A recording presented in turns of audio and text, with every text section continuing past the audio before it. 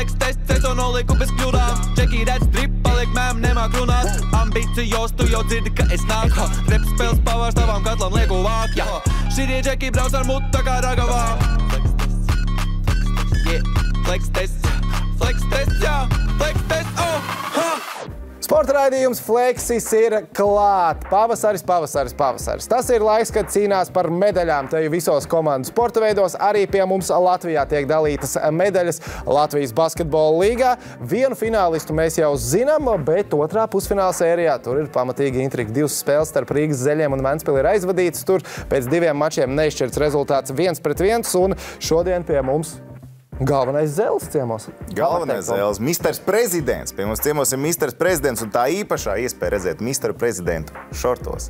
Edgars Bujs, čau! Čau, Džeki, paldies, ka uzaicinājāt. Paldies, Edgar, ka atrad laiku, lai pie mums atnāk. Kompliments no mums par outfitu. Pirmām kārtām jau par zeķiem. Malacis, savs klubs ir jāmīl, vai ne? Nu, protams, kur jūsu flekšu zeķītes? Man gribējās zeļu zeķītes vienkārši, tāpēc es tā, bet nu... Bet mēs... Uzdāvināšu jums apsolu katram pa komplektiņam. Šo obligāti ierakstu. Šito mēs izgriezīsim un aizsūtīsim. Tur nav vispār problēma. Bet mēs kā fani, mēs zeļu zeķītes varam kaut kur iegādāties? Tas tā brīvi pieejams? Jā, tiešām ir iespējams iegādāties mūsu mērču veikalā Sportlandā. Nākiet uz zeļu spēlēm, un tur būs iespējas iegādāties gan zeķītes, gan krečiņas, gan keponiņas un hūdijas, tā kā visu, ko viens sirds vēlēsies. Šis uzreiz man interesē, jo bieži mēs redzam sporta komandas veidojās, tur attīstās un organizējās, un tāds mērķis kaut kur gadam ir, kāds sarunā kaut ko dabū, nopirktā brīvi nevar. Jūs tā kā veicāt aprēķinus, labi, cik mums ir līdzi te pie tāda apmēram skaita, mēs varam sākt kaut ko tirgot, vai tas bija jau uzreiz plānā? Mēs sākam tirgot, mēs uzreiz tādā veidā reklamējam. Kā ar to mērķu sākt strādāt? Tur mums, protams, ļoti tālāk nāk mūsu partneri, atļaušos viņus vēlreiz pieminēt Sportland, kur lieliski mūsu apģērbi, ja jums patīk mūsu formas un viss, kā mēs izskatāmies, tur liels nopelns arī viņiem, viņu meitas kompānijā Ervitex mēs šojam šīs lieliskās rozā formas, ja nemaldos arī zeķītes pie viņiem taisam. Nu, un viņi, protams, daudz ko skatās, viņi redz pēc tām pārdošanas tendencēm, kas iet, kas neiet, bet zeķītes bija mūsu uzstādījums. Zeķītes bija mūsu uzstādījums, ka jābūt arī zeķītēm rozā obligāti. Viņas pašā sākumā nebija, nācās mazliet pagaidīt, bet nu jau kādas pāris mēnešus ir. Tā kā mēs gribējām uzreiz jau no paša sākuma būt tas klubs, kuram ir mērča, kur uzreiz var nopirkt mājas spēlēs, un faktiski no pirmās pat pārbaudas spēles, vai varbūt par ne no pirmās pārbaudas spēles, bet no oficiālās spēles noteikti bija šie pop-up veikaliņi katrā mūsu mājas spēlē. Tā par to troksni, kā jūs parādījāties uz Latvijas basketbola skatuves, nu, man, Eidža, gribās tev milzīgi komplimentu izteikt, un tas kompliments ir tāpēc, ka cilvēki, kas ar sportu ir uz ir pamanījuši, pat ne uz tu, uz jūsu, tādu stipri jūs. Mūsu kolēģis, es nesaukšu vārdā, kurš ne no sporta pasaules šeit TV3 grupā, vairāk no izklaides pasaules, es viņam tādu fanu uzdevumu iedevu. Nosauc man Latvijas basketbola līgas komandas, kuras tu zini. Viņš uzreiz nosauc Rīgas Zeļus, viņš teica, tā tie rozā, Rīgas Zeļi, un tad viņš sāka straglot. Viņš pat Vēfiņu nevarēja nosaukt, bet Zeļus viņš bija pamanījis uzreiz. Jā, nu, mēs par to esam ļoti priecīgi, jo viena lieta ir spēlēt, un tiešām varbūt paņemt to sporta auditoriju, un sporta auditorijas cilvēku varētu nosaukt arī visus klubus. Nu, tas man pašam personīgi arī bieži vien silda to sirdis vairāk, ka vienu dienu mēs satikāmies arī ar tādu kundzi dizaineru. Tur mums ideja varbūt ofisu iekārtot, un dāmai arī solīdā vecumā, ja man šķiet pāri 50 gadiem. Cik es par sportu neko nezinu, nesekoju, bet par zeļiem gan es biju dzirdējis. Tā kā ļoti patīkami iepazīties. Nu, tā kā jā, tas droši vien ir tas lielākais mūsu tā, PR dienesta, visas komandas nopelns, ka mēs izējām ārā no sporta auditorijas un par tiem rozā. Par rozā, rozā džekiņiem ir dzirdējuši arī cilvēki, kas ikdienā sportam nesako. Kuram bija tā ideja par rozā? Nu, droši vien jau, ka man trāpījās komplektā ar mūsu logo autoru, Kārlis Krieķis, nevaru šo kungu nepieminēt, ļoti labi trāpīja ar logo manā skatījumā. Ja mums sākumā bija, tu jau zini, mums bija raidījums Ūdenzeļi, kur tu regulāri viesojies. Mums bija Ūdenzeļi tāds garaniskais logo. Un sākumā bija ideja, ka mēs to ūdensdaļu nomainīsim ar Rīgas, un būs Rīgas zeļi. Bet visiem likās, ka kaut kas jāuzsveršina, kaut kā jāuzsveršina. Un es tam dizainerim palūdzu, un viņš tāds, tiešām jaudīgs speciālists savā jomā, kur 30 gadus dizainē visādiem produktiem, tieši varbūt pārtiks rūpniecībā, visām precēm dizains. Viņš tā pieslīpē mazliet, nē, es tādu nevaru, man gods neļauj tādu, lai stārāt. Viņš iedod man vēl kādu diennakti. Un tad viņš uzzīmēja šo versiju, kur bija vairākās citās krāsās, bet, kad es ieraudzīju šo krāsu salikumu, ja varbūt parādīt šo rozā ar violeto, tad es biju sold, uzreiz. Un tieši tajā laikā, protams, arī Messi spēlēja Miami Inter. Atzīšos, nošpikoju mazliet no Davida Beckhama, viņam arī ir rozā krāsa. Tajā laikā sakrita, kad tieši Barbijas filma bija topā vasarā tajā, un beigās, ja jau Messi var spēlēt un Barbija, tad noteikti rozā. Pastāstīšu pāris atgadījumus. Pirmie džeki, ar ko mēs parakstam līgumus, atnāk uz ofisu. Nē, mēs, Edgar, tiešām spēlēsim rozā formās. Es saku, kāda problēma? Nē, tiešām. Uz Instagramā atver Messi bildi. Varam spēlēt rozā, viss kārtībā, jā. Tā kā Miami Inter un Beckhams un Messi man palīdzēja pārdot arī zeļu spēlētājiem, ka tas būs cool. Bet jums ir kaut kādas otrās formas? Es vienkārši neesmu iedzējis. Es zinu tikai rozā, zeļa rozā. Mums otrās formas ir apgrieztā krāsā, vai ne? Ir eksistē. Tas jābūt obligāti. Ir tāds tumšs zilas, kā es viņu saucu. Tas tā kā Lakers Purple. Man patīk ļoti šī krāsa. Tas violeti zilais. Nav gluži tik tumšs kā Lakeriem, viņš varbūt vēl tāds interesantāks spilgtājs. Man ļoti patīk tā krāsa arī. Arī tajās formās mēs spēlējam. Pamatkrāsa ir rozā, lai mūs asociētu. Jā, bet, protams, ja mājnieki vairāk izvēlās gaišu krāsu, tad mēs pielāgojamies. Es nezinu, kādās formās mēs spēlēsim šodien Ventspilī, bet pieļauju domu, ka atkal būsim šajās lilīgi zilajās. Labi, tad uzreiz par to merču tēmu. Cik izdodās atsist piķīt ar merču? Es uzreiz cieti pasaka, kā ir? Godīgi, ne līdz galam, protams. Un merčas ieņēmumu visi aiziet Sportland, jo viņi mums tiešām ļoti smuka apģērbi un veselu komandu. Tad, barterīts tā saucamās. Es domāju, pēdējo reizi, kad es prasīju, tad bijām ieņēmuši 12,000 kopumā visā sezonā. Izdevumi ekipējumam uz komandu kopumā ir 3-4 lielāki, ieskaitot visus apaus. Tā kā visi cieņi, paldies Sportland par sadarbību. Un līdz galam mēs vēl neesam tik jaudīgi, lai spētu atsist kaut vai, tos izdevumus. Bet mēs strādājam. Bet es domāju, par to nav jāpārdzīvo Latvijā. Mēs priecājamies, ka vispār ir šī ieņēmuma un tas, ko mēs, es domāju, arī Sportland ir priecīgi un kopumā viņi varbūt bija vēl vairāk nobažījušies vai vispār kaut ko kāds pirks. Skaidrs, ka mēs vēl neesam, piemēram, tur Latvijas hokeja izlases skrēku līmenī vai Latvijas basketbola izlases skrēku līmenī, bet mums ir kur augt. Labi, par mārketingu es domāju, ka mēs vēl parunāsim šodien, bet skaidrs ir tas, ka mums ar Tomu vismaz liekas, ka tur jūs esat pārspējuši paši sev varbūt, ja salīdzina ar mūsu abu ekspektācijām pirms sezonas, un ja salīdzina ar manām ekspektācijām par zeļiem un sportisko rezultātu, Džeki, arī tur jūs esat pārsituši to, ko es biju no jums gaidījis, ka šis projekts sākās. Tev pašam šobrīd esot pusfināla sērijā un reāli cīnoties par vietu Latvijas basketbola līgas finālā, arī liekas, ka ir izdarīts jau labs darbs, vai kas par pagaidu ir pusfināls, tikai nerunāsim par to, kas ir sasniegts. Teikšu tā. Mūsu mērķis, kad mēs sākām šo komandu veidot un dibināt, mēs iekšēji tā arī likām, ko mēs objektīvi varētu sasniegt, gribēt, zinot apmēram budžeta iespējas, spēlētāju aprises, tad mēs tā nolikām, ka vajadzētu pacīnīties par top 8 Latvijas-Igaunijas līgā, kas ir par play-offiem, un vajadzētu tikt top 4 Latvijā. Tā mēs apmēram teicām, ka uz to vajadzētu tiekties. Tā kā tāds pamatmērķis ir izpildīts, un mēs kopumā varam teikt, ka jā, sezona jau kopumā ir izdevusies arī no sportiskā viedokļa. Protams, ka apetīti aug ēdot, un teiksim, tas sezonas sākums mums arī padevās. Un skaidrs, ka tagad gribētos finišēt sezonu tomēr ar kādu cēlmetālu kaklā. Bet teiksim, ja mēs arī paliktu 4. Nekāda traģēdija tā nebūtu, jo objektīvi VF un Ventspils ir vēl projām mazliet bagātāks un pieredzējušāks, neapšaubām komandas. Ar Liepājas budžetu mēs apmēram varētu būt līdzīgi, bet mēs visu neizsaka, ka tur naudas vai budžeti. Es teiktu, ka jau tagad viss ir labi, bet skaidrs, ka tagad, ja mēs esam tikuši līdz pusfinālam, tad to medaļu gribētos. Tā kā skatīsimies, kā beigsies izslēgšanas spēle. 5 gadus plāns noteikti jau arī ir, vai ne? Cik tad jūs nākamajā sezonā plānot ieņēmumus un iztērēt un tam līdzīgi? Kāds apmēram tas scenārijs ir plānots? Zin kā precīzi cipars nenosaukšu, jo tas būs no gadu uz gadu, bet skaidrs, ka 5 kā es jau arī teicu pie kolēģa Edgara jaunu podkāstā, būtu jau forši tajos 5 gados kādreiz Latvijas čempionu titulu izcīnīt, bet skaidrs, ka VF viņš neko netaisās aiziet un padoties vai uzklāt mums galdu. Jā, nu ļoti nopietni komanda cīnās un spēlē, kā redzam, jau 15. reizi pēc kārtas ir lielajā finālā, par ko, protams, milzu cieņu.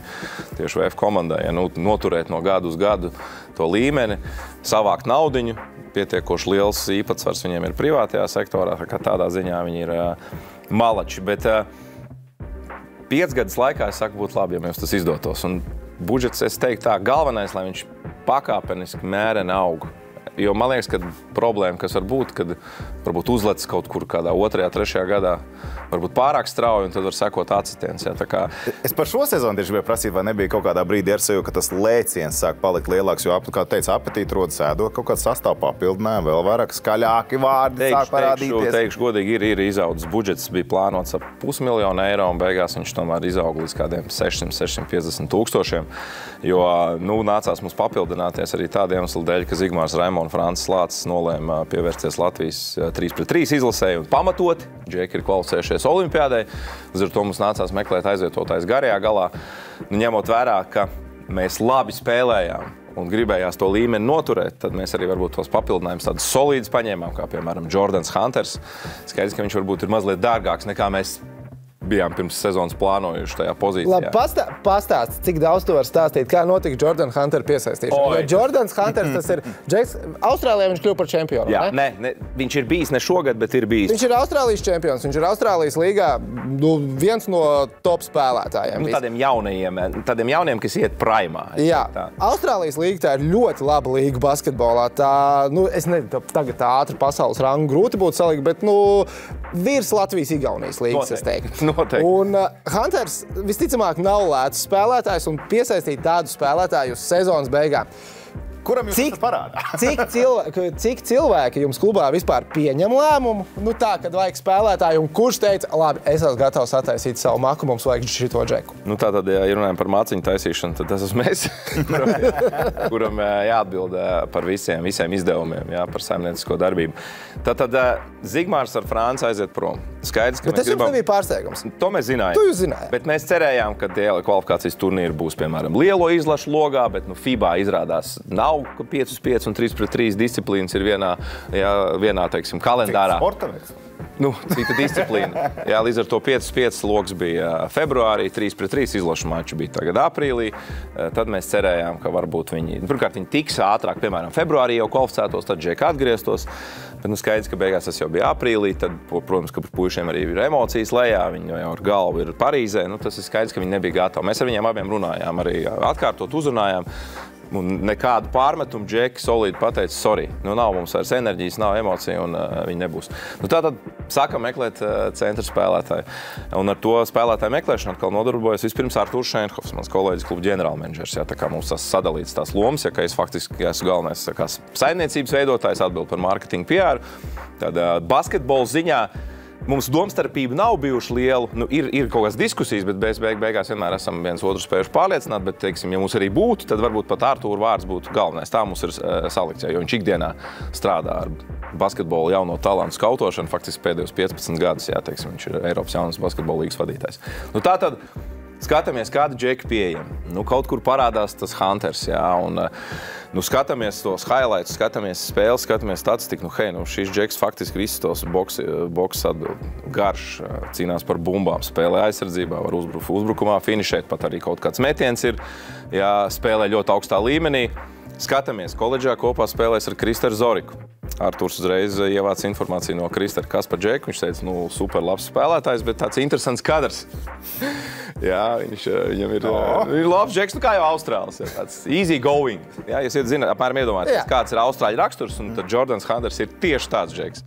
Jā, kur visādas interesantas lietas. Bet Kristers aizlika vārdu, kā spēlētājs esot labs un tieši arī aizsardzībā spēlē. Un tad faktiski, lai mēs tādu Jordanu varētu uzrunāt, tur arī palīdzēja Kristers, kurš savā ziņā arī aizsūtīja vispār viņam kādu ziņu. Jo es pieļauju domu, ja Kristers nebūtu iesaistīts. Kristers iedeva viņam heads up, ka šitie Džeki ir normāli, ar viņiem var iedomājies, tu esi Austrālijā, ko Latvijas, Igaunijas līga jauna komanda, rozā forma. Hunteram tas patīk, jo Hunters ir tāds Džeks, kuram patīk. Līdz ar to Kristers aizlika vārdu. Mēs sākām sarunas ar aģentu. Tas nebija viegls process, jo bija interesi par viņu bija arī citur, bet viņš gribēja tieši pamēģināt Eiropā pirmo reizi spēlēt, un tad, lai varbūt atkal uzreiz neuzlikt pārāk augstu, tad viņš sāk ar mums. Tā tas arī notika. Ja pēc kāda mēneša garām sarunām ar aģentu, tad izdevās vienoties, un tur vēl bija nianses. Tātad bija viņa Sydney's Kings spēlēja Austrālijas līgas play-in spēlēs. Un pirmā spēle ir pret New Zealand Breakers. Un spēle ir pēc Latvijas laika no rīta. Un mums tieši ir sapulcs. Kādos 11, 12. Tad faktiski pirmo reizi dzīvē mēs visi sēdējām ofisā un tā fanojuši par Jaunzēlandes Breakeriem mēs nebijām. Jo faktiski, ja viņi uzvarētu to spēli un uzvarētu nākamo, viņi iekļūt izslēgšanas spēles, visi Hunters nav pieejams, līgums nav spēkā. Mēs finansiāli nezaudētu, bet tāda līmeņa centrs nav pieejams. Un mums visiem būtu tāda sajūta, tādu džeku mēs vairs neatradīsim tirgu, jo nav jau tādu nopietnu basketbolu tik daudz pieejam. Tur sakrit tas timelines, kā Austrālijas līgā regulārā sezona beidzās, play-ins beidzās, un viņš bija pieejams. Mēs viņu varējām paspēt pieteikt, jo faktiski pāris dienas vēlāk jau viss jau būtu deadlines, un mēs nevarētu viņu pieteikt. Tu teici, jūs ar Artūru kopā gājāt cauri boksiņiem, čekojāt, tas atbilst. No viens boksiņš noteikti ir arī spēlētāja alga. Es pieņemu, ka jums bija savs cipars, mēs varam šito, jūs sazinājāties ar aģentu. Tas cipars, kas jums bija galvā, un tas cipars, ko aģents nosauc, bija tuvu, vai tur bija jāstrādā? Bija starpība, bija mazliet jāpastrādā. Un, skaidrs, ka pirms sezonas, kad mēs komplektējām komandu, tad mēs nebijām plānojuši ņemt varbūt tik jaudīgas spēlētājs arī algas ziņā, bet dzīve veids korekcijas, kā saka, cilvēki plāno, dieviņš smējās, Zīgas ar Franci nebija pieejama, gribējās noturēt līmeni. Skaidrs, ka mēs visu sezonu Hunteru nevarētu atļaut. Tur jau tā nianses, ka viņš mums ir uz 2-3 mēnešiem. Un līdz ar to tādā atkal kopējā algā, ko mēs samaksājam, tad viņš nav pat visā vairāk spēlētājs, kur mēs visvairāk naudas iztērējam. Tā ir tā nianses. Un jau dzirdējām, ka Hunters ir pagarinājis uz 3 gadiem līgumu ar vienu citu Austrālijas klubu. Tā kā ar Džeku viss ir vairāk nekā kārtībā. Galvenais, lai viņš, kā saka, mazliet nomotivējās, ne viņš ir nomotivējies, bet varbūt pēdējā mačā mazliet vēl bija palicis Rīgas derbijā, iepriekšējā mačā futbolā mēs bijām. Tas ir saprotams, spēlētājs atbrauc, kamēr viņš saprot, kur viņš bija nonācis. Bet tad, kad Hunters, ir ieslēdzies kārtīgi mačā, pirmajā spēlē pret Ventspili, viņš dominēja abos laukuma galos. Un ceram to redzēt arī atlikušajā visā sezonas daļā. Jo Hunters pēc dabas ir uzvarētājs, to liecina arī viņa CV. Varbūt šajā sezonā ne, bet iepriekšējos gados Sydney's Kings bija kļuvuši par čempioniem. Un mēs jūtam, ka faktiski tā viņa koncentrēšanās un fokus līdz ar playoff mačiem ir citā līmenī. Kā viņam vispār bija ieiešanās Latvijā? Kā tādā? Vai viņam bija tas raiderīts? Kas viņam bija vajadzīgs? Sāksim ar to, Džek, viņš ieradās bez ziemas jakas. Un ārā tajā laikā bija kaut kāds +3. Viņam pirmās dienas nebija vieglas. Mēs, man liekas, pat taisno viņu aizvedām uz Portlandu, lai viņš tur kaut ko paņem. Un tagad, kad atkal uznāca aprīļa vidū. Starp citu sniegs, pareizi. Es nezinu, mēs neesam parunājuši. Bet, kopumā viss ir kārtībā, nosals nav, nāk uz mačiem un spēlē. Bet Džeks ir ļoti labs. Un komandā ātri iejutās, ir arī inteliģents. Saprot, kur ir nonācis, kā viņš teica, es zinu, ka es neesmu Lietuvā. Viņš saprot, ka Latvija un Lietuva ir dažādas valstis, un viņš vispār var just, ka nepavēlt viņš ir spēlējis tajā līmenī. Jo augsts līmeņa spēlētāji parasti arī ir arī diezgan gudri. Viņš ir sapratis, viņš ir geogrāfiju mācījies, viņš visādas labas lietas zina. Tā kā viņam nebija problēma vispār nekāda iejusties. Rīga ir pietiekoši tādā ziņā multikulturāla pilsēta, un viņš atrod veidu, kā sevi izklaidēt un nodarbināt, un futbolu viņš bija atbraucis, un viņš arī saprot to spēli. Šā gan Austrālijā, gan daudz populārāks ir Austrālijas futbols, ka tie džeki, šis esot pupu mīzes. Jā, tieši tā, jo viņš saka, Austrālijas futbols ir super atletisks, un tie džeki ir tiešām augstākā līmeņa atlēti. Tajā brīdī pagriežās angļu regbija spēlētāji, tad arī par to soft un vispār var turpināt diskutēt. Bet par līgumiem vēl man interesē. Kā ir ar tavu prēmiju sistēmu, piemēram, jūsu komandā? Es zinu, ka hokejā kā kurā līgā, tur par vārtiem piespēlēm ir kaut kāda bonusi, nāk tur viss kārtībā. Kā ir pie jums, tur pie konkrēts punktu skaits, bumbas zem groziem, vēl kaut kas? Jūs arī kaut ko dodat klāt, vai kāda ir tā sistēma šobrīd Latvijas čempionātā? Vismaz es nezinu, kā ir citos klubos. Mums pa statistiku mēs tomēr nedodam prēmijas, jo dot prēmijas pa statistiku, tas ir mazliet riskanti, jo tad spēlētājs faktiski var kādā momentā vairāk sāk domāt par saviem cipariņiem nekā par komandas uzvaru. Mums ir zināmas prēmijas par uzvarām, bet nevis par uzvarām varbūt konkrētā spēlē, bet jāsasniedz konkrēti mērķi. Faktiski leģionāriem visiem ir Latvijas spēlētājiem. Mums šķiet, ka baigās prēmijas nav piesolītas arī tāpēc, ka mēs pirmais gads un, teiksim, nezinu vispār, kā klubs spēlēs, un tagad kaut kādas prēmijas likt par čempionu tituliem vai fināliem. Jā, tas būtu varbūt arī pašiem mazliet aroganti liktos. Savukārt tīri, lai leģionāri motivētu spēlēt, jā, nu, tāpēc jau leģionārs. Mēs saprotam, ka klubs beigās arī visiem klubiem par viņu rūpējās un rūp visvairāk klubs latviešu spēlētājiem. Jo leģionārs nāk un iet, tā ir normāla praksa, ir tāda savstarpēja izmantošana. Viņi izmanto klubu, lai pelnītu naudiņu un lai varbūt paceltos karjerā. Mums atkal jāizmanto spēlētāju meistarību, lai sasniegtu augsts rezultāts. Nu, tad leģionāriem ir bonusiņi par konkrētām vietām, par finālu, par čempionu titulu. Par gala rezultātu. Jā, protams. Tāpēc, lai par kādā spēlē izcīnīt uzvaru vai nē, bet tas nav tik svarīgi. Svarīgi ir tomēr gala process, tā, lai tas spēlētājs nofokusētos tieši tagad uz visu play-off sēriju. Pats pirms kādas spēles nesienāts iekšā, tad, piemēram, pirms VF spēles derbijas tomēr jauni izceptais sanāk. Nu, Džeki, ja jūs šito vinnēsiet, tad es jūs tur ar mašīnu nezinu, kur aizvedīšu. Pirms spēlēm es neģērbtuvē, kā es vienmēr, es ieeju pēc spēlēm ģērbtuvē šo tad uz kādu. Čemodāns jā, tur nerāda. Tādā metodē mēs nenodarbojamies, tas, lai paliek 90. un austrumu blokam. Jā. Bet es pēc spēlēm mēdzu ieiet ģērbtuvē un parasti pēc uzvarām. Nevis tāpēc, ka es neatzīstu zaudējumus, bet tāpēc, ka pēc zaudējumiem tā jau ir nokaitēta atmosfēra ģērbtuvē, un tur, lai treneri dara savu darbu, un nav ko man tur iet un nezinu kaut ko vēl tur. Nu, skaidrs, ka emocijas nav labas, kā piemēram pēc pēdējās spēles pret Ventspili. Nu, es esmu pēc zaudējumiem arī gājis, lai džekiem paceltu galvas. Tā ir bijis. Bet pēc spēlēm gan es mēdzu ieiet, un tad būtu tāda, nu, protams, ka vislielākais, vispriecīgākais es biju pēc uzvaras par VF. Jā, nu, kopā ar trešo uzvaru pār Valmieru, jo tas bija skaidrs, ka mēs esam pusfinālā, tad sezona jau ir liels, ka tad arī bija ļoti priecīgs. Bet pēc VF spēles es iegāju ģērbtuvē un pateicu, nu, Džeki, šovakar bankets ir.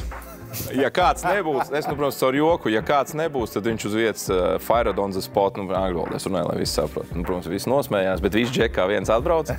Pēc 2 dienām bija spēle pret Ogri. Es teicu, I don't care about Ogri.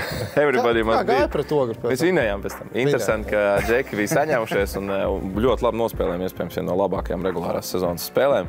Mēs bijām mazliet satraukušies, vai pēc šīs uzvaras par VF nebūs atslābums. Tad varbūt vajag to banketu taisīt pirms svarīgiem mačiem. Tā izskatās, jā. Un es mēdzu pēc spēlēm. Un tiešām Džeki viss kā viens ieradās skaidrs, ka Džeki ir profesionāļi, jā, viņi pusnaktī visi aizbrauc mājās un atjaunojās un gatavojās nākamajai spēlē.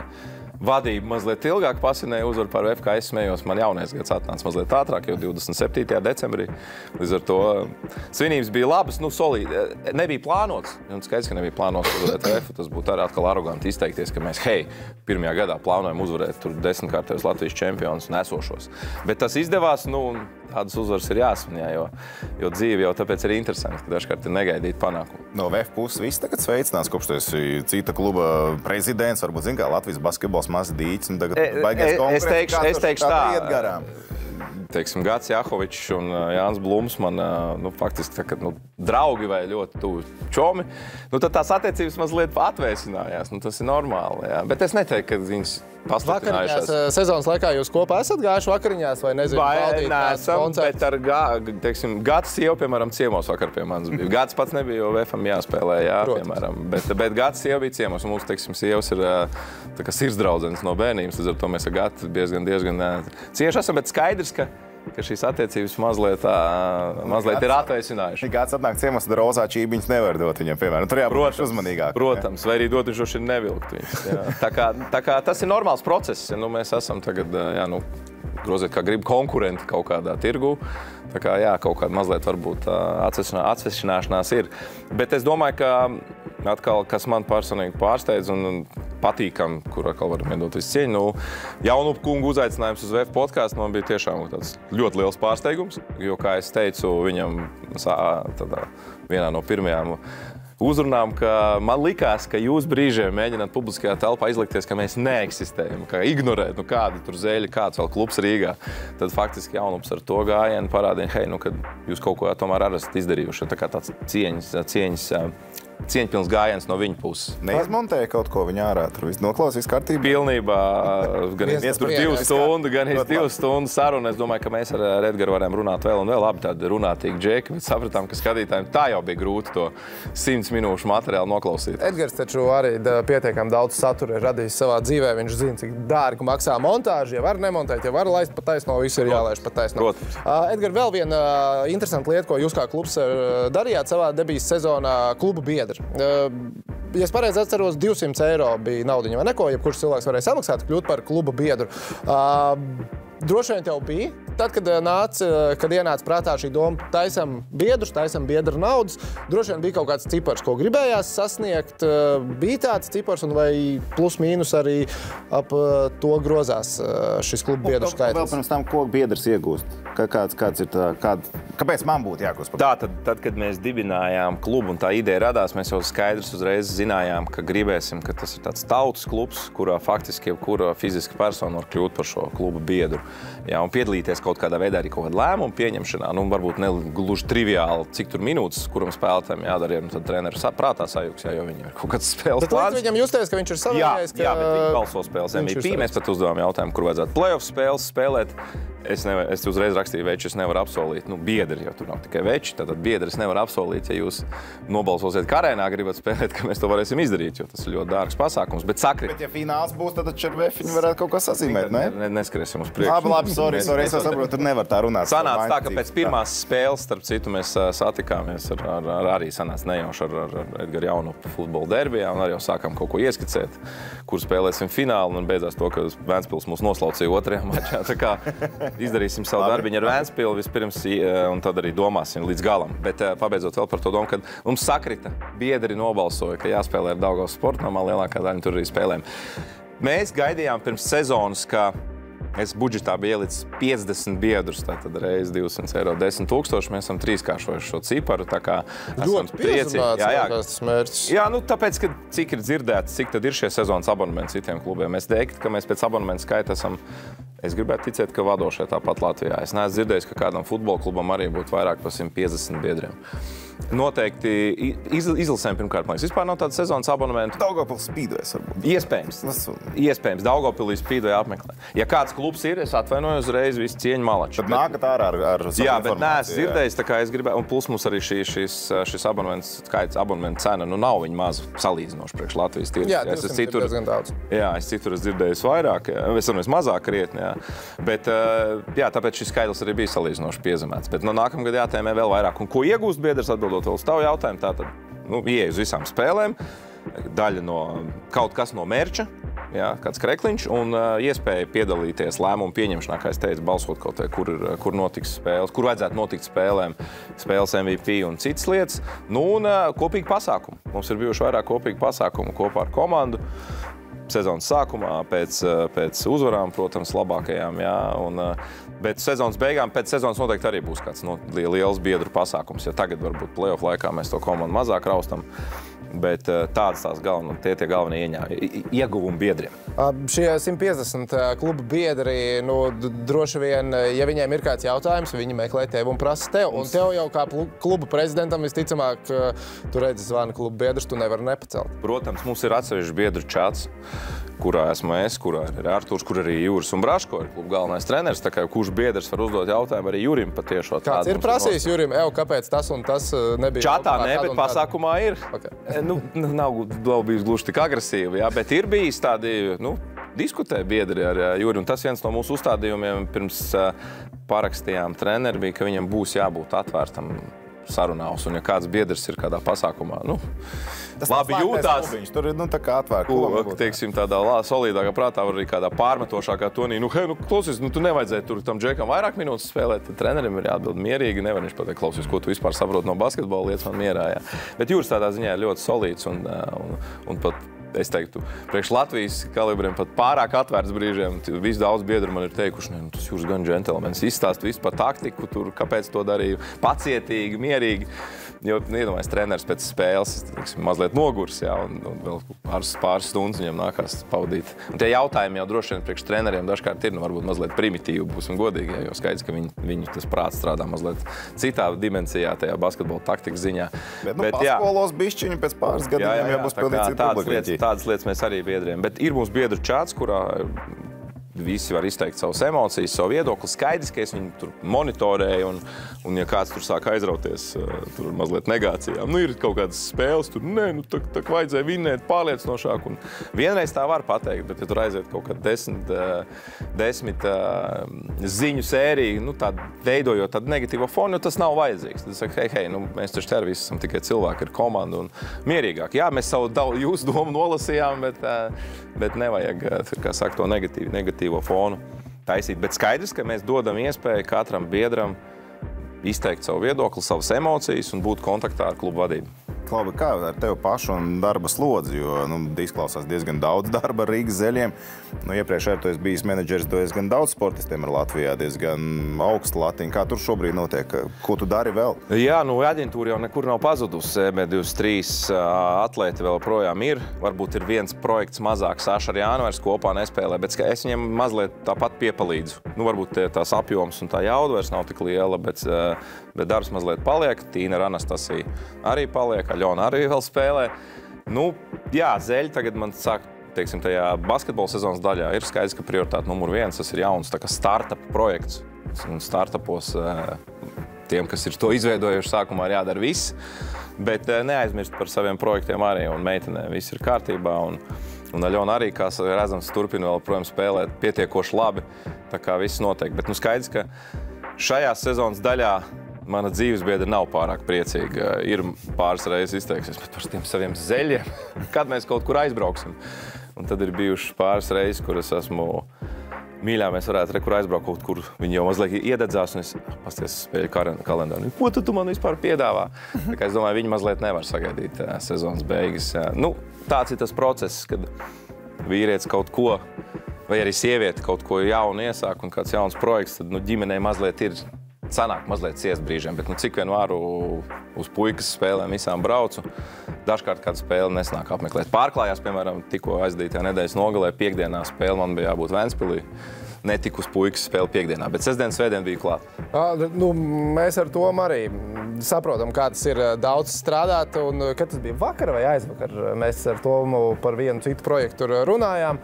Un mums par finansiālo paprasīja, un es teicu, vajag tā, lai es mēnešu beigās varu pamatot sievai, kāpēc es neesmu bijis mājās tik daudz. Kā ir Rīgas Zeļos pirmajā sezonā? Kluba prezidents, kluba ģenerālmenedžers. Jums alga ir? Nav. Mēs ar Artūru jau pirms sezonas nolēmām, ka mēs algas sev nemaksājam, jo palaist klubu, samaksāt visus rēķinus ir prioritāte, kā tas izskatītos, ja mēs kaut kādus rēķinus kavētu un paši tur maksātu sev algas, baigie veči, baigie dūži. Nē, tā mums ar Artūru ir vienošanās, ka ja pēc sezonas paliks kāda delta, respektīvi paliks pāri kāda naudiņa, tad mēs tur izmaksāsim sev kaut kādu vienreizējo prēmiju par labu padarīt darbu. Bet tā vien izskatās, ka pirmajā sezonā diez vai tā būs, un pirmajā sezonā var būt... Tas liekais uz Austrāliju būs kluba prezidentam kaut kas mazliet būs jāpiesadz. Jo, ir kā ir, bet šis darbs turpinās, šī naudas vākšana turpinās arī tagad. Nevienā brīdī tas nebeigsies. Un skaidrs, ka šis process strādāt ar jauniem sponsoriem, apmierināt, uzturēt attiecības ar esošajiem. Tas darbs ir non-stopā, kā es esmu kādā intervijā arī teicis. Faktiski katru dienu es kādam sponsoram zvanu, piezvanu vai uzrakstu ziņu vai e-pastu, vai meklējot kādu jaunu sponsoru vai uzturot komunikāciju ar esošajiem, saprotot, vai viņiem viss patīk, ko viņi gribētu savādāk, vai domājot kādu projektu jaunu vai kādu aktivitāti jaunu. Tā kā šis process ir nemitīgs man, Tā kā, nav viegli. Bet es zināju, uz ko es eju, un man daudz cilvēki brīdināja, teica, Edgar, tu ziņas nelasīji, kur karš mums taču ir, un vēl Covid tā kā nav beidzies. Paskaties, kas notiek pasaulē, kāds klubs nomierinies. Bet kaut kāda spīta vadīts, es gribēju parādīt, ka tas ir izdarāms. Bet man daudz brīdina, ka otrā sezona varētu būt grūtāka nekā pirmā, jo pirmajā uz hypu, uz kaut ko jaunu. Uz enerģiju, vai ne? Jā, bet es domāju, man gribētos ticēt, ka finansiāli tomēr vajadzētu būt vieglāk, jo es varu parādīt jau ar darbiem. Jau darbi rāda, ko mēs darām. Viena lieta ir prezentācija, šķirstīt un stāstīt sponsoram, kas nu būs, un tad tā viss skatās to rozā, kas ko. Bet tagad jau mēs varam parādīt ar darbiem. Bet, nevaru teikt jau, ka nākamā gada budžets ir savākts. Tas darbs vasarā būs mežonīgs. Kaspar, atceries tev teicu, ka ir viens jautājums, ko es gribu uzdot, ka šis ir tas brīdis, kad to varētu izdarīt. Jo klīst runas pilsētā. Tas jau kādu laiku. Man jau sāk palikt bail. Tu runāji par sponsoriem, katru dienu nāks piezīme, droši vien tikšanās arī pietiekami bieži. Vai tā ir taisnība, ka Edgars Buis uz katru reizi, kad viņš dodās uz tikšanos ar kādu no iespējamiem sponsoriem vai sadarbības partneriem, ierodās ar konfekšu kasti un konjaku? Man tā teica. Vai tā ir taisnība vai tā nav? Mazliet pārspīlēt. Uz katru reizi. Bet ir, tradīcija tāda. Nē, tas normāls process ir ierasties ar kādu prezentiņu. Vai kaut vai zeļu vimpelīti, ko mēs, protams, visur mēģinām kaut kur iedot. Vai prezentāciju, vai kādu ielūgumu. Vai tas jau ir šī attiecība veidošana. Bet jau coaching vajadzētu īstenībā. Tā jau ir attiecība veidošana. Viņam diezgan... Labi, to pēc tam. Edgar, klausies, kā vispār iet? Vai tu esi saskāries ar tādu atbildi sarunās ar potenciāliem sponsoriem, sadarbības partneriem? Bāc 7 gadus atpakaļ, Edži, tu būtu tad, kad valstī bija cita likumdošana. Tad varētu. Tagad, sorry, man nav opcijas. Protams, esmu saskāries, protams. Ir man vairāki sponsori potenciālie. Ir, piemēram, arī tāda atbildi bijusi. Edgars, super projekts, man patīk, labprāt. Bet varbūt citā brīdī, tagad man viss tas, ko es nopelnu, viss, ko es varu ziedot, aiziet Ukrainai. Aiziet Ukrainas atbalstam. Un kamēr karš nebeigsies, kamēr Ukraina neuzvarēs, sorry, tur aiziet man prioritāti. Un man nav pretargumentu. Jo Rīgas zeļa, protams, ir kaut kas liels un foršs un skaists un smuks, bet ir arī nopietnāks, lielākas, dziļākas lietas pasaulē, kas notiek. Tā kā ekonomiskā krīze komplektā ar visu šo ģeopolitisko situāciju nenāk par labu. Un, protams, tev pieminēja tā likumdošana. Jā, protams, ka agrāk varbūt šīs ziedošanas iespējas bija vairāk, bet es domāju, ka lielākā daļa potenciālo vispār sporta atbalstītāji jau pie tā ir pieraduši. Un tas varbūt nav tas lielākais šķērs, es gribētu teikt. Ja labi strādā, tad ir jāatrod veids, kā sevi pārdot. Un ne tikai ziedošanas iespējas, ir arī reklāmas līgumi, kaut kā jāstrādā pie tiem. Bet skaidrs, ka ģeopolitiskā, finansiālā un jebkāda situācija, kas šobrīd ir mūsu valstī un mūsu reģionā, par labu nenāk. Kā tev šķiet, kādreiz tavas profesionālās darbības laikā Latvijas sportā būs tāda situācija, kad sadarbības partneri sporta klubiem, konkrēt šajā gadījumā zeļiem, ka tu dodies pie viņiem un jūs runājat nevis par to, ka viņi atbalsta kā ar ziedojumu, bet ka tas jau ir savstarpēji izdevīgs darījums, ka viņi ieguldās un viņi cer arī, reklāmu vai kaut kā, saņem kaut ko atpakaļ. Tu domā, kad viņiem, teiksim, aizietu pārdošana augšā, jā? Kā finansiāli arī viņiem tas jācer, ka tas notiek, jo pēc būtības, kas ir sponsorēšanas pamatā. Visā pasaulē sponsorēšanas teorijas pamatā ir, ka potenciālais sponsors atbalstot sportu, veicina savu pārdošanu, savu produktu pārdošanu, vienalga, kurā sfērā tas būtu. Tāds tipiskākais, labākais piemērs, piemēram, Gatorade savulaik Jordanam iedeva, 3 miljonus, tad tur mēnešu laikā visu Ameriku sāka pirkt Gatorade, jo wanna be like Mike. Un tad, protams, šie sēli pārdošana aizgāja augšā. Vai Nike un Jordan deals, pasaules lielākais vispār vēsturē droši vien, labākā sadarbība ar sporta sponsorēšanu. Tad arī Latvijā, protams, mūsu skalā, bet tā tam būtu jābūt, ka mūsu atbalstītājiem, tam pašam Sportlandam, dēļ mums, cilvēki gribētu vairāk doties uz viņu veikaliem un pirkt preci. Vai tas reāli Latvijā kādā sadarbībā strādā, tas ir cits jautājums, un to būtu jāmēr un kādam jāatbild, bet pēc būtības, tas ir tas, kāpēc vispār sponsoriem ir jāatbalsta klubu. Tā kā man jāsaka, man ir jātic tam, ka tas nav tikai patīk vai ziedošana vai mecenātisms vai tēla veidošana. Tas arī, protams, ir daļa no šīs pārdošanas kampaņas, jo veidot savu sportu ir labi tēlu attiecīgi. Piemēram, GO3 atbalstīt. Es ceru, ka kādreiz atbalstīs. GO3 atbalstīt Rīgas zeļus, tad, teiksim, uzliekot mūsu logo šeit, veidojot tēlu, cilvēki gribētu vairāk pirkt GO3 abonementus un tādā veidā uzņēmums atpelnīt, kā tas ir, ja nemaldos, ar Kaunas Žalgiru un GO3 lietu. Es faktiski saprotu, ka tiešām tur atbalstot Žalgiri un Žalgiris spēles rādot GO3 televīzijā Lietuvā, ļoti daudz lietuviešu, nu Žalgiris ir reliģija, ja, pēra GO3 abonements. Tā kā es saprotu, ka tur faktiski šis bizness strādā. Lietuva, protams, arī mazliet lielāka valsts, ja, patērētāja ziņā, ja, 3 miljoni, plus basketbols tur ir.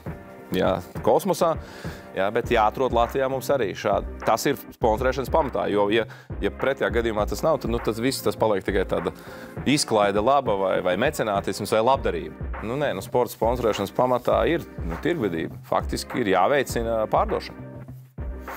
Es ceru, ka kāds no zeļu sponsoriem arī jūt praktiski tādus labumus.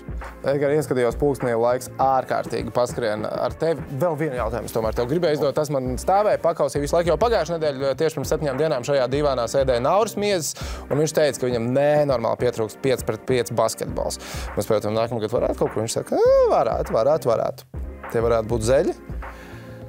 Varētu. Mēs jau gribējām Nauri šogad, un ne tikai tāpēc, ka atkal tas būtu kaut kur arī mazliet PR gājiens, gribētu tos paskatīties, kā man pašam interesē, un es domāju, daudziem sporta industrijā interesētu, un ne tikai kā tad 3-uz-3 basketbolists iespējams pasaulē labākais. Viens no noteikti, Nauris Miezis neapšaubām, viens no labākajiem pasaulē.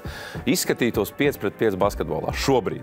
Jo ir šīs daudzās teorijas, tā kā atnākt Porziņš, Kuruts un Instagramā redzēja Turbolīgā, viņš kausu pacēla. Un Bērtāts, Turbolīga ir viena lieta, jā, bet tādā organizētā basketbolā. Nauris ir spēlējis, starp citu ir spēlējis Latvijas līgā, varbūt nav spēlējis tik augstā komandā kā Rīgas Zeļi, kaut gan savulaik Baronā ir spēlējis, jautājums, kurā brīdī tad Barons bija. Tā kā tas būtu ļoti interesanti, bet mums fiziski vajadzēja vēl aizsargu. Mums vajadzēja vēl vienu aizsargu spēles veidotāju, radītāju. Jā, un tad, kad Toms ar Juri spēlē labi, vismaz viens no viņiem spēlē labi, mums viss ir kārtībā, bet mums bija tad krīze vienu brīdi sezonas vidū, kaut kur janvāra mēnesī tieši. Un tad es treneriem piedāvāju, tā ideja nāca no manis, ka, varbūt paņemam Nauri, viņš tur raujās, viņš grib. Un būs vēl viens pieredzējis džeks rezervē. Ja skaidrs, ka mūsu pamatā, mūsu kluba šī sezonas viens no pamatu uzdevumiem ir attīstīt tieši Tomu un Juri Vītolu, mūsu jauno saspēles vadītājs, bet kaut kādā brīdī viņiem neiet viegli. Un tad nācās Osbornam spēlēt to pirmo numuru, ja skatījāties Zeļu spēles, bet tad, protams, pazūd kaut kur viņa enerģija un jaudu tieši uzbrukuma noslēgšanas fāzē, kas ir viņa galvenais uzdevums gūt punktus. Tā kā šoreiz tas neizdevās, jo es saprotu arī Raimondu Feldmanu, kurš ir 3-pret-3 izlases galvenais treneris un kuram tiešām ir ļoti svarīgi aizstāvēt savu olimpiskā čempionu titulu. Atkal runājot par šīm lietām, kas ir mazliet augstākas, vēl lielākas par Rīgas Zeļiem, tad Latvijas izlases dalība Parīzes olimpiskajās spēlēs šobrīd ir mazliet svarīgāk par Zeļiem, lai piedod mana organizācija, ja olimpiāda reiz 4 gados. Tā kā šogad nesanāca, bet kā būs nākamgad, skatīsimies, kā mūsu komanda komplektēsies. Ja mums atkal būs sajūta, ka mums vajag 1. 2. numuru, kurš var iemest un kuram ir olas, kā mēs zinām, kuram viss ir kārtībā ar dūšu, kurš nebaidās no izšķirošiem metieniem, tad kāpēc, lai Nauris Miezis neuzspēlētu Rīgas Zeļos nākamajā sezonā? Bet vispirms, lai viņam un viņa izlasēja un visai Latvijas izlasēja veicās Parīzes olimpiskajās spēlēs un izdodās aizstāvēt olimpisko čempionu titulu. Edgar, paldies, ka atradi laiku atnākt pie mums ciemos. Laidīsim tev tālāk uz Kurzem šodien finālā. Paldies, ka uzaicinājāt, kā tu teici, pie jums vienmēr forši atnāk. Paldies tiešām. Pusfināla sērijas starp Zeļiem un Ventspili turpinās. Kad ar Edgaru runājām, sērijā 1-1 un nākamais mačs Ventspilī. Bet mēs ar Tomu vēl ieskatīsimies, kādi interesanti sporta notikumi ir gaidām tuvākajā laikā arī GO3 kanālos. Flex test, jā, flex test, Turpinām fleksēt, un tagad ķeramies klāt arī Olibet bookmakeru prognozēm. Protams, sākam mēs ar NBA čempionu titulu prognozēm, jo Boston Celtics ir pārvarējuši pirmo kārtu, jā, bez Kristapa Porziņa līdzdalības, bet būs viņš atkal atpakaļ, būs viņš ierindā. Bet ko saka Olibet bookmakeri? Celtics izredz izcīnīt NBA čempionu titulu 46%. Viņi joprojām ir galvenie favorīti. Un kas man liekas šajā visā stāstā interesants? New York Knickerbockers tikai ar 7. Labi, viņi vēl nav iekļuvuši nākošajā kārtā. Jā, viņi var apstāties pirmajā kārtā. Ok, bet 7%. 7%. Bet komandas, kas ir virs New York Knickerbockeriem, es arī teiktu, ir pelnījušas būt vairāk pietnīts favorīts. Jā, Denveras Nuggets esošie čempioni 33%. Minnesota Timberwolves iespējams aizraujošākā komanda pagaidām playoffos. 4-0 paņēma Kevin Durant, Bradley Beal un Devin Booker. Un Oklahoma City Thunder arī uzvarēja rietumos regulāro sezonu. play-off pirmajā kārtā bez problēmām 4-0 pret New Orleans Pelicans. Tās ir komandas, kas ir novērtētas virs New Yorkas. Man liekas, tur viss ir kārtībā. Interesanti, Kolī, bet bookmakeru domas, prognozes, Kristaps savainojums baigi neietekmē, jo pirms izslēgšanas spēlēm Celtics izredzes arī ar aptuveni līdzīgiem procentiem tik vērtēti. Celtics baigi sliktāk nespēlējamies, Kristap. Varbūt jāsaka. Tā gan ir. Jā, cerēsim, ka Porziņģim veselība ātri atgriezīsies. Visticamāk 2, 3, 4 nedēļas. Tas ir tāds optimistiskais scenārijs. Ja no šī optimistiskā scenārija sliktākais variants 4 nedēļas, tad tie visticamāk ir konferenču fināla noslēgums NBA finālsērija, kad Kristaps varētu būt ierindā. Bet play-offi ne tikai Nacionālajā basketbola asociācijā turpinās, arī ULEB Eirolīgā ceturtdaļfināla sērijas turpinās. Viena ir noslēgusies, bet vēl 3 turpinās, un turpinās arī Tel Avivas Maccabi un Atēnu Panathinaikos divcīņa. Tur sērijā Maccabi vadībā ar 2-1 nākamā spēle ir viņu laukumā, kas ir Belgradā, un favorīti ir Panathinaikos 59% Panathinaikos, 45% Tel Avivas Maccabi komandai. Adekvāti? Izskatās, ka tu neesi, kā saka, vienā laivā ar Olī, bet bookmakeriem. Es sirsniņā neesmu vienā laivā ar Olī, bet bookmakeriem. Es gribu redzēt Maccabi uzvaru, es gribu, lai Maccabi ir favorīti. Panathinaikos prezidents pēc iepriekšējā zaudētā mača. Jā, pietiekami kontroversāls spēles galotnes, kur tiesnešu lēmumi. Diezgan slīdeni bija. Pēdējais tas, ka par piezīmi tur viss kārtībā, bet 15 sekundes iepriekš tur goaltendings tika nosvilts, tur varēja visādi sagriezties. Panathinaikos kluba prezidents ielika Instagramā bildu no visiem pasaules cilvēkiem, no visiem pasaules politiķiem. Viņš izvēlējās citēt Vladimiru Putinu. Tas uzreiz, ja? Paldies, es esmu par Tel Avivas Maccabi šajā sērijā. Kā tā var izdarīt? Tas tāds pa sviestu. Labi, ejam tālāk. Nacionālā hokeja līga. Nacionālajā hokeja līgā Artūrs Šilovs piedalās. Vankūveras Canucks komandas spēlēs. 2 mačus aizdīja, 1 uzvarēja, 1 zaudēja. Labi spēlē vārtos. Tas ir pats galvenais. Bet Nashville Predators komanda. Kā viņi izlaida īstenībā to sērijas 4. spēli? Tas bija tik smieklīgi. Tās ir viņa problēmas. Tās bija smieklīgi, bet labi, nākamajā viņi atbildēja ar uzvaru izbraukumā. Tagad jautājums ir sekojošs. Kurš uzvarēs sērijas 6. spēlē? 6. spēle tātad būs Nashvillā. Nashville tiek uzskatīta par favorītiem šajā spēlē. 57%, Predatoriem Canucks tiek atvēlēti 34%. Un joprojām ir jautājums, kurš sargās vārdus. Pat vairāki apskatnieki un organizācijas Ziemeļamerikā liek jautājumu, kuram būtu jāsargā vārdi? Šilovam vai Desmitam? Kurš būs no šiem vārdsargiem? Mums arī neviens tā skaidri nav pateicis, kas ar Casey DeSmith notika, vai ne? Nav, bet viņš bija atkal pieteikumā iepriekšējā spēlē. Atkal viņi pēc treniņiem, tur arī dažādas zīmes, kurš treneris ar kuru runā, kurš iet pirmais no ledus, kurš ne. Viņi pirms iepriekšējās spēles taisīja trikus visu laiku, lai mēģinātu mānīt, kurš būs vārtos. Tā ir Stanley Kausa izcīņa play-off. Domāju, joprojām būs tas pats, bet tagad jautājums, vai Desmits pēc traumas nāk atpakaļ uzreiz vārtos, vai Šilovs, kurš spēlē labi, bet zaudēja pirmo spēli, vai viņš savukārt sargā vārtus? Zini kā, ja man būtu kaut kāda teikšana lēmuma pieņemšanā, un ja es būtu tajā treneru korpusā, un man pārliecība būtu, ka vesels Casey DeSmiths manās acīs ir labāks kā Artūrs Šilovs, un ja Casey DeSmiths var spēlēt, tad laikam mēs viņu lieku 6. spēlē vārtos, jo teorijā tas ir mačs, ko Vankūvera var atļauties zaudēt. Viņi ir 3-2 sērijā vadībā. Pieredzējis vārdsargs, kurš visu sezonu bijis ar komandu. Un arī ja zaudēs nākamajā spēlē, ja ar veselību viss kārtībā, mēs turpinām uzticēties Desmitham. Man tā liekas, ka ja es gribu to pieredzējušo vārdsargu dabūt vārtos, ja man liekas, ka Artūrs Šilovs jau tā nav, Artūrs iet vārtos. Būs interesanti. Bet es domāju, ka tas vārdsargs, kurš sargās vārtus 6. spēlē, ja būs 7. spēle, būs vārtos arī 7. spēlē. Tad līdz galam, tad jāķer rips līdz galam. Es ceru, ka tas būs Artūrs Šilovs. Viņš ir tik mierīgs, viņš ir tik pārliecināts vārtos. Tur arī viena otra epizode bija tāda, kur varēja padiskutēt. Bija jābūt jāskait vārtus, nebija jāskait vārds. Tas visu lai paliek. 2-1 tajā spēlē Predators labā, bet sērijā cerams Artūrs Šilovs un Teodoru Bļugeru arī nākamajā Stanley Kausa kārtā.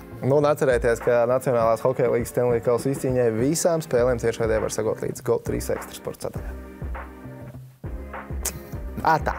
Flex test, sezonu noliku bez kļūdām. Džeki redz drip, paliek mēm, nemāk runāt. Ambicijos, tu jau dzirdi, ka es nāku. Rep spēles pavārs tavam katlam lieku vāk. Šitie džeki brauc ar mutu tā kā ragavām. Flex test, jā.